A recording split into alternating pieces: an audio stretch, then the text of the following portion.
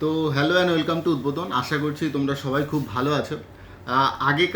আগের দিনের ভিডিওটায় বোধহয় আমার সাউন্ডের কিছু ইস্যু ছিল, তার জন্য অনেকে বলেছে যে দাদা সাউন্ড আসছে না, এবং আহ, একজন বলেছে যে দাদা এই ভিডিওগুলো কেউ দেখবে না, কিন্তু আলটিমেটলি মানে আমি এসএসসি জিডি রিলেটেড অন্য ভিডিও বানিয়েছিলাম, কিছু মানে এক্সামের আপডেট দিচ্ছিলাম, যেরকম মুখে বলছি সেরকমই বলেছিলাম। তো তাতে একজন কমেন্ট করেছে যে দাদা এরকম কিন্তু অনেকে এই ভিডিওগুলো কিন্তু দেখবে না। তো কথাটা কিন্তু ঠিকই বলেছে। আসলে এসএসসি জিডির ভিডিওগুলো যে লেভেলে মানুষের কাছে পৌঁছয় বা যারা দেখে, অন্যান্য ভিডিও কিন্তু তারা মানে অত মানুষের কাছে পৌঁছয়ও না এবং তারা দেখেও না, ইন্টারেস্টেডও থাকে না। আর যেহেতু অনেক বড় বড় ইউটিউব চ্যানেল আছে, তো আমি সেসব কথা বাদ দিলাম। গত বছরে ভোট ছিল, ভোটের জন্য রেজাল্ট ডিলে হয়েছে, বা হচ্ছে গিয়ে আমাদের ওই ফিজিক্যাল ডিলে হয়েছে, সেসবে যাচ্ছি না। আমি আগেরবার জাস্ট বলতে চাইছি, আগেরবার তো তো রেজাল্ট বেরিয়েছিল,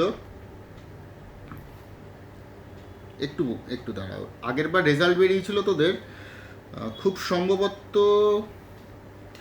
আগেরবার রেজাল্ট বেরিয়েছিল 10ই জুলাই, ঠিক আছে? এবং তোদের মাঠ শুরু হয়েছিল আগের বছর মাঠ দিয়েছিল, মাঠ হয়েছিল হচ্ছে 12ই সেপ্টেম্বর থেকে।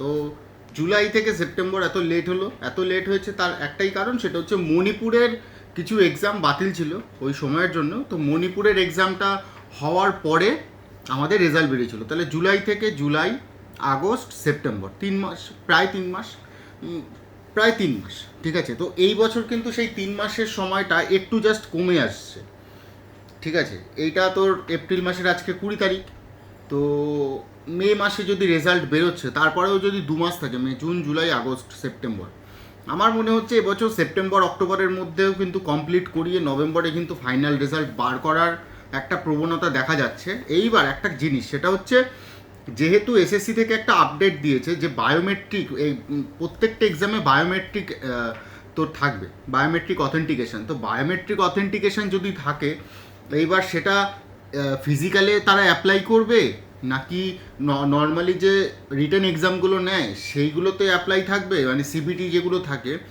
এই একটা বিষয়। আর 2 নম্বর হচ্ছে এসএসসির যেহেতু রিফর্মস চলছে, কিছু কিছু মানে রিফর্মস মানে কি, এটা তো মানে যারা শিক্ষক আছে তাদের ভাষা, রিফর্মস চলছে।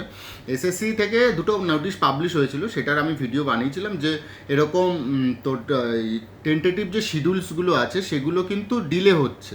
তাদের নিজেদের কিছু কিছু ম্যানেজমেন্ট টিম আছে এসএসসি, যারা এগুলো ডিসাইড করে এবং তারা মিটিং করে এগুলো পাবলিশ করে প্রত্যেক বছরই।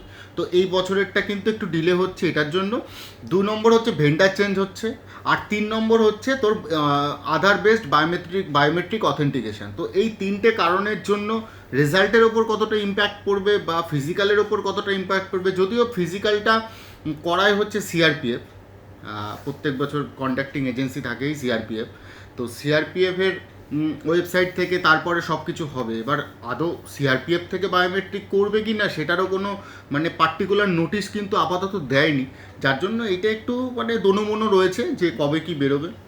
আমার দৃঢ় বিশ্বাস তোরা খুব ভালো করে দৌড়চ্ছিস তোদের ফিজিক্যালের জন্য, এবং আগামী বছরের যে এসএসসি জিডি সেটার জন্য খুব ভালো করেই খাটছিস এখন থেকে।